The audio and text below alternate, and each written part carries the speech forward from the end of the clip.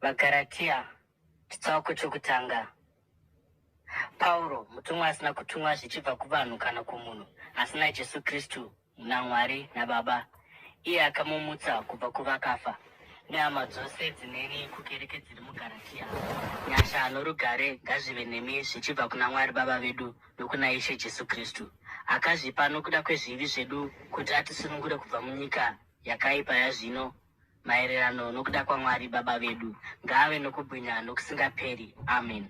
Ndinoshamiswa kuti munokurumidza kusiya uyo akakudanai nenyasha dzaKristu muchitsaukira kune rimwe vhangeri, risati riri vhangeri chairo kana napaduku. Zviri pachena kuti vamwe vanhu vanoda kukukanganisai vachiedza kushandura vhangeri raKristu. Asi kunyange isu kana mutumwa anobva kudenga akaparidza vhangeri risati riri ratakakuparidzirai, ngaatukwe nokusingaperi. Sezvatakamboreva, tinodaro zvezvino tichiti, kana kuno munhu upi zvake ari kuparidza kwamuri vhangeri kunze kweramakaгаmuchira, ngaave akatukwa nokusingaperi. Ko, ndiri kuedza kuzviratidza kuvanhu here kana kuti kuna Mwari? Kana kuti ndiri kuedza kufadza vanhu here? Dai ndakanga ndichiri kuedza kufadza vanhu, ndikadai ndisiri muranda waKristu. Ndinoda kuti muzive, hama, kuti vhangeri randakaparidza harisi chimwe chinhu chakangomuka mumunhu. Handina kurigamuchira kubva kumunhu upi zvake, uye handina kuridzidziswa, asi ndakarigamuchira nokuzarurirwa kunobva kuna Jesu Kristu. Nokuti makanzwa zvamararamiro angu akare muchiJudha, kuti ndakatambudza zvikuru sei kereke yaMwari uye ndikaedza kuiparadza.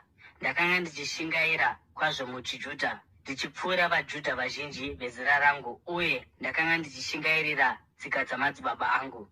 Asi Mwari akanditsaura kubva pakuzvarwa kwangu, uye akandidana nenyasha dzake, paakafadzwa nazvo, kuti aratidze mwanakomana wake mandiri kuti ndimuparidze pakati pavahedheni. Handina kutongobvunza munhu, uye handina kuenda kuJerusarema kuti ndinoona vaya vakanga vari vapostori vakanditangira, asi nokukurumidza ndakaenda kuArabhia ndikadzokazve kuDhamasiko pashure. Ipapo, shure kwamakore 3, ndakakwira kuJerusarema kuti ndinozivana naPetro, uye ndikandogara naye kwamazuva 15. Handina kuona vamwe vavapostori kunze kwaJakobho munun'una waShe. Ndinotaura chokwadi pamberi paMwari kuti zvandinokunyorerai izvi hadzisi nhema. Pashure ndakaenda kuSiria nokuSirisia. Ndakanga ndisingazivikanwi pachiso kukereke dzeJudhea dziri muna Kristu. Vakangonzwa zvakaziviswa bedzi zvokuti munhu uya aititambudza kare ava kuparidza zvino kutenda kuya kwaakanga achiedza kuparadza, uye vakarumbidza Mwari nokuda kwangu.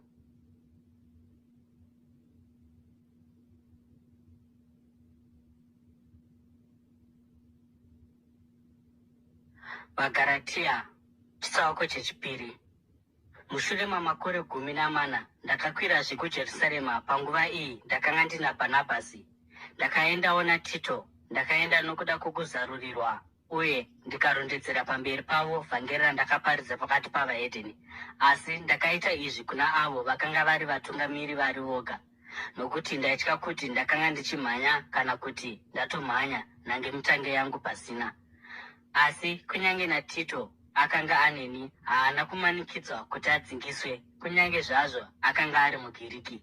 Nyaya iyi yakamutswa nokuda kwedzimwe hama dzenhema dzakanga dzapinda munzvimbo dzedu kuti vazosora rusununguko rwatinarwo muna Kristu Jesu, uye kuti vagotiita nhapwa. Hatina kuvapa mukana napaduku kuitira kuti chokwadi chevhangeri chigare mamuri. Kana vari vaya vanonzi vanoremekedzwa, hazvinei kuti vakanga vakadii. Kwandiri hazvina mutsauko. Mwari haatongi nezvinoonekwa zvokunze. Varume ivavo havana chavakawedzera pashoko rangu. Zvisinei hazvo, vakaona kuti ndakapiwa basa rokuparidza vhangeri kune vedzimwe ndudzi, sezvakaitwawo Petro kuvaJudha, nokuti Mwari, iye akanga achishanda muushumiri hwaPetro somupostori kuvaJudha, akanga achishandawo muushumiri hwangu somupostori kune vedzimwe ndudzi. Jakobho, Petro naJohani, ivo vainzi mbiru, vakandimbunda ini naBhanabhasi noruoko rworudyi rokuwadzana pavakaona nyasha dzandakanga ndapiwa. Vakabvuma kuti tinofanira kuenda kune vedzimwe ndudzi, uye ivo vaenda kuvaJudha. Zvavakangokumbira zvakanga zviri zvokuti isu tirambe tichirangarira varombo, chinova ndicho chinhu chandaidisa kuita. Petro akati asvika kuAndioki, ndakamutsoropodza pachena nokuti akanga akanganisa zviri pachena. Vamwe varume vakabva kuna Jakobho vasati vasvika akanga achimbodya navahedheni, asi pavakasvika akatanga kusuduruka uye akazvitsaura kubva kune vedzimwe ndudzi, nokuti akanga achitya vaya vakanga vari veboka rokudzingiswa. Vamwe vaJudha vakabatana naye pakunyengera kwake, zvokuti nokunyengera kwavo naBhanabhasi akanga atsauswawo. Ndakati ndaona kuti vakanga vasingafambi muchokwadi chevhangeri, ndakati kuna Petro pamberi pavo vose, iwe uri muJudha asi unoda kurarama somuhedheni, kwete somuJudha. Seiko zvino uchimanikidza vahedheni kuti vatevere tsika dzechiJudha? Isu tiri vaJudha pakuzvarwa, uye hatisi vatadzi vechihedheni. Uye tinoziva kuti munhu haaruramisirwi nokuchengeta murayiro, asi nokutenda muna Jesu Kristu. Saka nesuwo takaisa kutenda kwedu muna Kristu Jesu kuti tiruramisirwe nokutenda muna Kristu, uye kwete nokuchengeta murayiro, nokuti hakuna munhu acharuramisirwa nokuchengeta murayiro. Kana tichitsvaka kuti kururamisirwa muna Kristu zvikazoonekwa kuti isu pachedu tiri vatadzi, zvinoreva here kuti Kristu anosimudzira chivi? Kwete napaduku.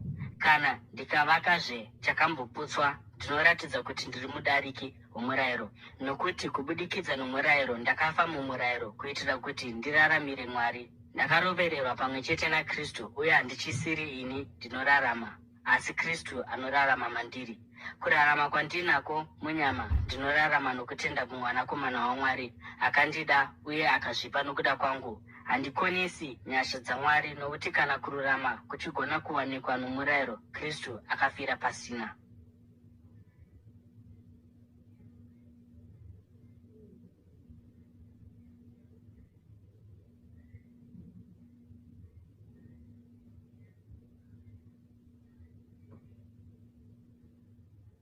VaGaratia chitsauko chechitatu. Imi vaGaratia vokusafunga, ndianiko akakuroyai? Jesu akaratidzwa pachena, akarovererwa pamuchinjikwa pamberi penyu chaipo. Ndinoda kuziva chinhu chimwe chete kubva kwamuri, kuti makagamuchira mweya nokuda kwokuchengeta murayiro here, kana nokuda kwokutenda zvamakanzwa? Muri vokusafunga zvakadai seiko? Mushure mokunge mambotanga mumweya, zvino moda kuedza kupedzisa chinangwa chenyu nesimba ravanhu here? Makatambudzika zvakadai pasina here? Kana zvechokwadi zvakanga zviri pasina? Ko, Mwari anokupai mweya wake uye achiita zvishamiso pakati penyu nokuda kwokuti munochengeta murayiro here, kana kuti nokuda kwokutenda zvamakanzwa? Fungai Abhurahama kuti akatenda Mwari uye zvikanzi kwaari ndiko kururama. Nzwisisai zvino kuti avo vanotenda ndivo vana vaAbhurahama. Rugwaro rwakaona zviri mberi kuti Mwari aizoruramisa vahedheni nokutenda, uye rukaziva zvevhangeri kare kuna Abhurahama kuti ndudzi dzose dzicharopafadzwa kubudikidza newe. Saka avo vanokutenda ndivo vakaropafadzwa pamwe chete naAbhurahama, murume wokutenda. Vose vanovimba nokuchengeta murayiro vakatukwa, nokuti kwakanyorwa kuchinzi, vakatukwa vose vasingarambiri pakuita zvinhu zvose zvakanyorwa mubhuku romurayiro. Zviri pachena kuti hapana munhu anoruramisirwa nomurayiro pamberi paMwari, nokuti vakarurama vachararama nokutenda. Murayiro hauna kuvakwa pakutenda, asi hazvo munhu anoita zvinhu izvi achararama nazvo. Kristu akatidzikinura kubva pakutukwa kwomurayiro paakava chakatukwa iye nokuda kwedu, nokuti kwakanyorwa kuchinzi, vakatukwa vose vanoturikwa pamuti. Akatidzikinura kuitira kuti kuropafadzwa kwakapiwa Abhurahama kugosvika kune vedzimwe ndudzi kubudikidza naKristu Jesu, kuitira kuti nokutenda tigogamuchira chipikirwa chomweya. Hama dzangu, regai ndipe muenzaniso woupenyu hwamazuva ose. Sezvo pasina munhu angakonesa kana kuwedzera kusungano yakaitwa navanhu kana yakatosimbiswa. Zvakadarowo pane izvozvo, zvipikirwa zvakataurwa kuna Abhurahama uye nokumwana wake. Rugwaro harutauri ruchiti uye kuvana, zvichireva vanhu vazhinji, asi uye kumwana wako, kureva munhu mumwe anova ndiye Kristu. Zvandinoreva ndezvizvi: murayiro wakaziviswa mushure mamakore 430 haungakonesi sungano yakasimbiswa kare naMwari, uye nokudaro uchibvisa chipikirwa. Nokuti kana nhaka ichiwanikwa nokuda kwomurayiro, naizvozvo haichawanikwi nokuda kwechipikirwa. Asi Mwari nenyasha dzake akaipa kuna Abhurahama kubudikidza nechipikirwa. Zvino chinangwa chomurayiro chakanga chiri cheiko? wakawedzerwa nokuda kwokudarika kusvikira mwana akanga achirehwa nechivimbiso asvika. Murayiro wakashanda kubudikidza navatumwa uye nomurevereri. Kunyange zvakadaro hazvo, murevereri haamiririri munhu mumwe chete, asi Mwari ndomumwe. Naizvozvo murayiro unopikisana nechipikirwa chaMwari here? Kwete napaduku, nokuti kana murayiro wakapiwa wakanga uchigona kupa upenyu, ipapo zvirokwazvo kururama kwaizouyawo nomurayiro. Asi rugwaro runotaura kuti nyika yose yakapfigirwa nechivi, kuitira kuti chiya chakavimbiswa chiri chakapiwa kubudikidza nokutenda kuna Jesu Kristu chipiwe kuna avo vanotenda. Kutenda uku kusati kwasvika takanga tiri vasungwa vomurayiro, takapfigirwa kusvikira kutenda kuchizoratidzwa. Saka murayiro wakaiswa kuti utitungamire kuna Kristu, kuitira kuti tigoruramisirwa nokutenda. Zvino kutenda zvakwasvika, hatichisiri pasi pomurayiro. Imi mose muri vanakomana vaMwari kubudikidza nokutenda muna Kristu Jesu, nokuti imi mose makabhabhatidzwa muna Kristu, makapfeka Kristu. Hakuchina muJudha kana muGiriki, mutapwa kana akasununguka, murume kana mukadzi, nokuti imi mose muri vamwe muna Kristu Jesu. Kana muri vaKristu, ipapo muri vaAbhurahama, uye vadyi venhaka maererano nechipikirwa.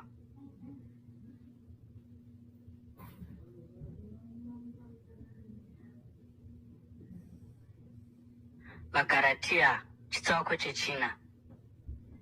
Zvandinoreva ndezvokuti kana mudyi wenhaka achiri mwana, haana kusiyana nenhapwa, kunyange hazvo ari muridzi wezvinhu zvose. Ari pasi pavatariri navachengeti kusvikira panguva yakatarwa nababa vake. Saizvozvowo, patakanga tiri vana, takanga tiri muutapwa pasi pezvokuvamba zvenyika. Asi nguva yakati yakwana, Mwari akatuma mwanakomana wake, akaberekwa nomukadzi, akaberekwa pasi pomurayiro, kuti adzikinure avo vari pasi pomurayiro, kuti tigamuchire kodzero yakazara yavanakomana. Nokuda kwokuti muri vanakomana, Mwari akatuma mweya womwanakomana wake mumwoyo yedu, mweya anodana achiti, Abha, Baba. Saka hamuchisiri nhapwa, asi vanakomana. Uye sezvo muri vanakomana, Mwari akakuitaiwo vadyi venhaka. Kare, pamakanga musingazivi Mwari, makanga muri nhapwa kuna avo vakanga vasiri vaMwari chaivo.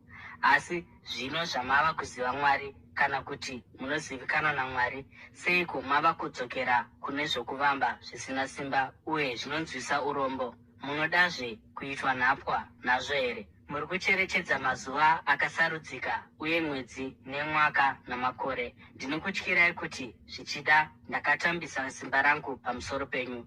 Ndinokumbira zvikuru kwamuri hama kuti muve seni, nokuti ini ndakaita semi. Hamuna kunditadzira, sezvamunoziva imi kuti nokuda kwourwere ndakatanga kuparidza vhangeri kwamuri.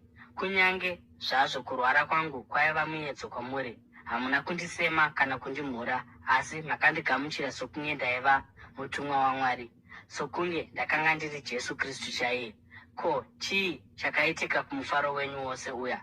Ndinogona kupupura kuti dai zvaibvira, mungadai makatambura meso enyu makaapa kwandiri. Zvino ndava muvengi wenyu zvandakuudzai chokwadi here? Vanhu ivavo vanoshingaira kuti vakubatei, asi pazvinhu zvisina kunaka. Zvavanoda ndezvokukutsausai kubva kwatiri, kuitira kuti imi mugovashingairira.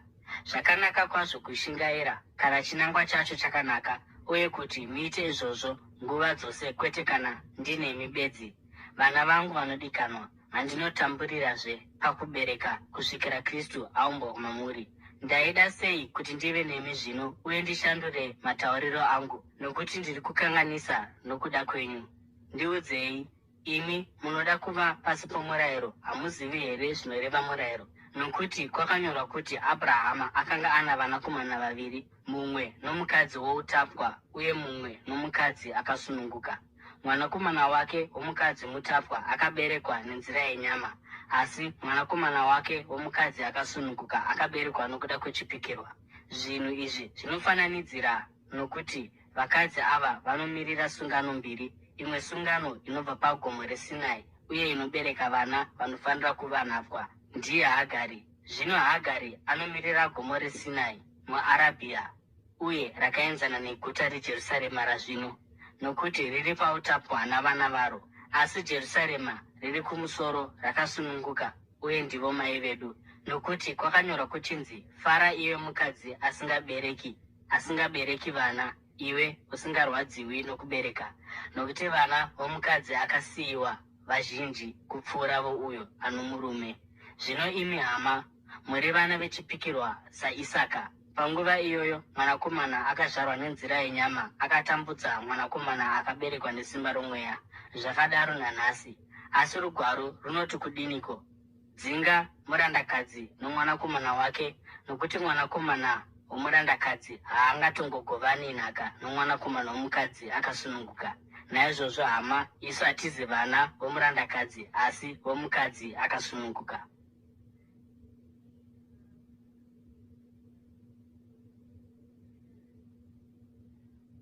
Pagaratiya chitsauko chechishanu. Kristu akatisunungura kuti tive vakasununguka. Zvino mirai nesimba, murege kuzviremedza zvakare nejoko routapwa. Batai mashoko angu. Ini Pauro ndinokuudzai kuti kana muchidzingiswa, Kristu haachazokosheswi kwamuri napaduku. Uyezve ndinotaura kumunhu wose anoda kudzingiswa kuti anofanira kuteerera murayiro wose. Imi munoedza kururamisirwa nomurayiro makaparadzaniswa naKristu, makabva panyasha. Asi nokutenda tinoshinga kwazvo kumirira kururama, kunova ndiko kwatine tariro nako kubudikidza nomweya. Nokuti muna Kristu Jesu kudzingiswa kana kusadzingiswa hazvina maturo. Chinhu chinokosha chete ndiko kutenda kunozviratidza kubudikidza norudo. Makanga muchimhanya nhangemutange yakanaka. Ndianiko akakudzivisai uye akakukonesai kuteerera chokwadi? Kugombedzera ikoko hakuna kubva kuna iye anokudanai. Mbiriso shoma inovirisa chikanyiwa chose chakakanyiwa. Ndinovimba munashe kuti hamuchazogamuchiri dzimwe pfungwa. Iye anokunyonganisai achazvipira mhaka yake. Angava ani zvake, hama dzangu, kana ndichiri kuparidza nezvokudzingiswa, ko ndichiri kutambudzirwa yangu. Naizvozvo kugumbusa kumuchinjikwa kwabviswa. Kana vari vaya vanokukuchidzirai, ndaida hangu kuti vazvigure zvinhu zvavo. Imi hama dzangu, makadanwa kuti muve vakasununguka, asi regai kushandisa rusununguko rwenyu munyama, asi shandiranai murudo.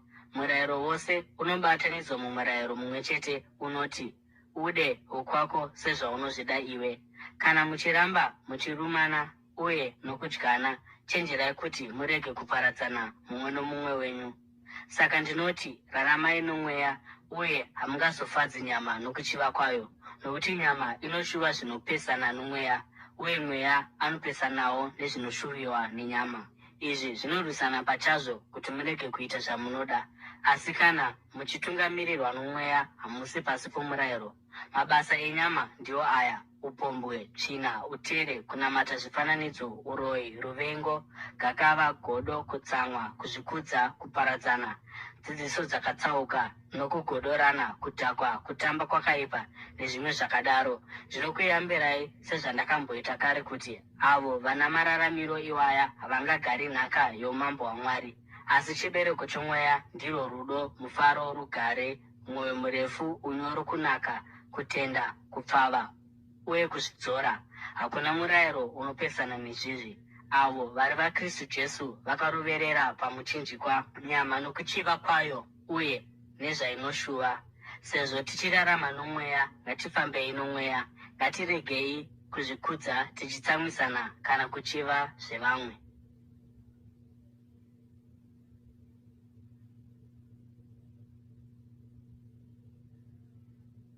Pagaratiya chitsauko chechitanhatu. Hama dzangu, kana mumwe akabatwa ari muchivi, imi vari mumweya munofanira kumudzora nounyoro. Asi muzvingwarire pachenyu kuti murege kuedzwawo. Takuriranai mitoro yenyu, uye nokudaro muchazadzisa murayiro waKristu. Kana munhu achifunga kuti iye chinhu iye asiri chinhu, anozvinyengera. Mumwe nomumwe anofanira kuedza mabasa ake, ipapo angazvikudza hake, asingazvienzanise nomumwe munhuwo. Nokuti mumwe nomumwe anofanira kutakura mutoro wake. Ani naani anogamuchira dzidziso mushoko anofanira kugovana nounomudzidzisa pazvinhu zvose zvakanaka. Musanyengerwa, Mwari haasekwi. Munhu anokohwa zvaanodyara. Anodyarira nyama yake, achakohwa kuparadzwa kunobva panyama iyoyo. Uyo anodyarira mweya achakohwa upenyu husingaperi hunobva pamweya iwoyo. Ngatiregei kuneta pakuita zvakanaka, nokuti nenguva yakafanira tichakohwa kana tisingaori mwoyo. Naizvozvo, zvatiine mukana, ngatiitei zvakanaka kuvanhu vose, zvikuru kuna avo vari mumhuri yavatendi. Tarirai kukura kwamavara andinoshandisa sezvo ndichikunyorerai imi noruoko rwangu. Avo vanoda kuzviratidza kuti vakanaka nechokunze vanoedza kukumanikidzai kuti mudzingiswe. Vanongoita izvi kuti varege kutambudzwa nokuda kwomuchinjikwa waKristu. Kunyange naivo vakadzingiswa havateereri murayiro, asi vanoda kuti imi mudzingiswe, kuti vagozvikudza pamusoro penyama yenyu. Ini ngandirege kutongozvikudza kunze kwomumuchinjikwa waIshe wedu Jesu Kristu, uyo kubudikidza nawo nyika yakarovererwa kwandiri, uye ini kunyika. Kudzingiswa kana kusadzingiswa hazvirevi chinhu. Chinokosha ndiko kuva chisikwa chitsva. Rugare nengoni kuna avo vanotevera murayiro uyu, kunyange kuIsraeri yaMwari. Pakupedzisira, ngakurege kuva nomunhu anonditambudza, nokuti ndakatakura mumuviri wangu mavanga aJesu. Nyasha dzaIshe wedu Jesu Kristu ngadzive nomweya wenyu, hama dzangu. Amen.